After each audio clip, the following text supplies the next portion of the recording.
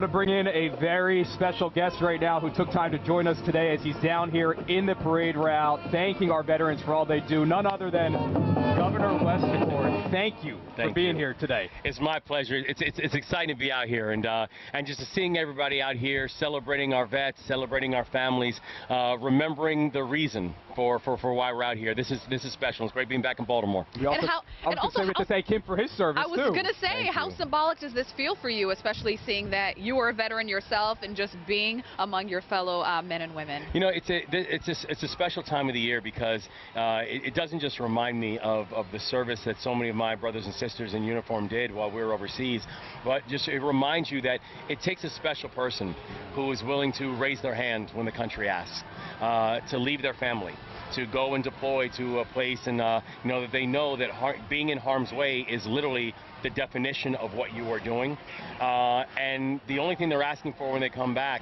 is that we remember them and we remember their service and we remember their families, and we make thank you for your service mean more than just the end of a conversation, but actually making thank you for your service actually have a greater meaning to it. Adding value.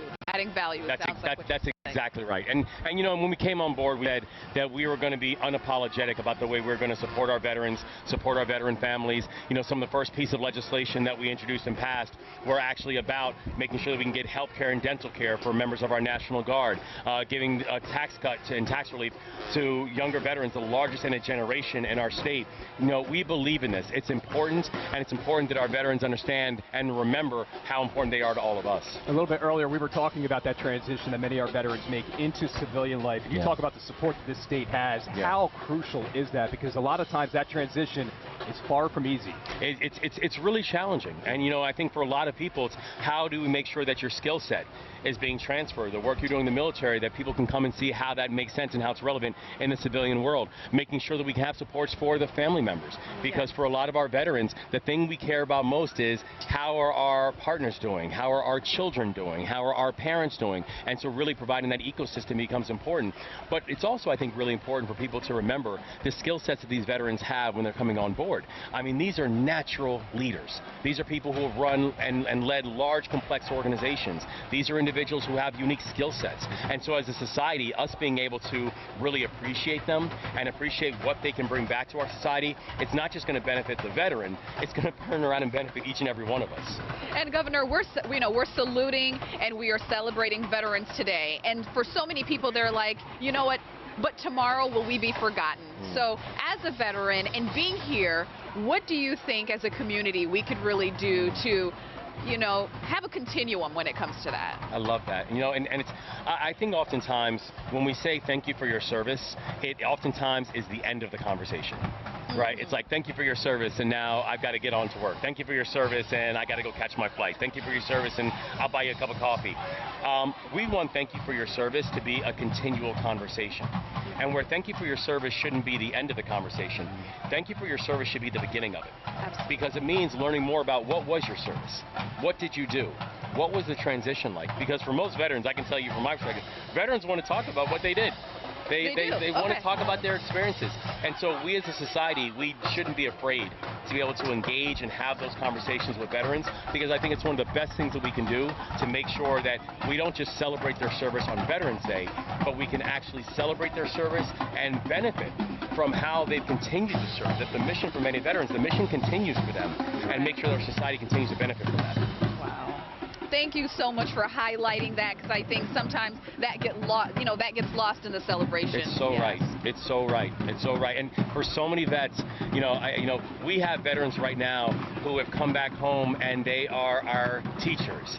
They are our nurses. They are our construction workers. They're our entrepreneurs. You know, they're our governors, right? Yes. I mean, our veterans come back, and we have a distinct vision and a distinct desire to keep on serving.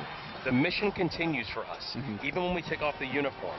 And so we want to make sure that our society is prepared to be able to accept that and keep building that out.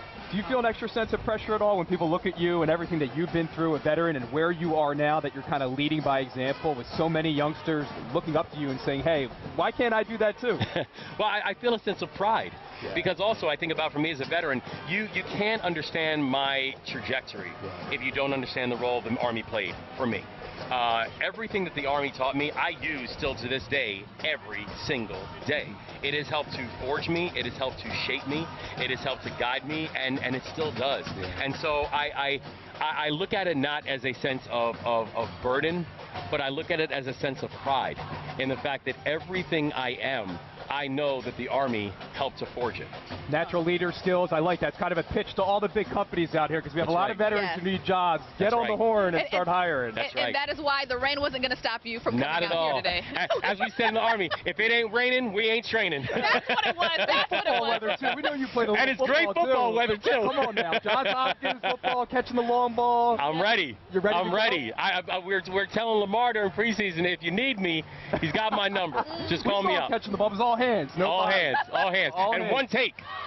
Take. 101. I like it. Thank we you so appreciate much. you joining us. Thank you very much for being here. I appreciate Thank you for all so you do much. for the Thank state. you. Yes, thank you so much. Thank you. Yes. Thank you again, y'all. Governor Wes Moore, the man himself, taking some time to chat with us on this cold and rainy day. But like he said, the weather doesn't matter because the celebration goes on in Baltimore. Alex.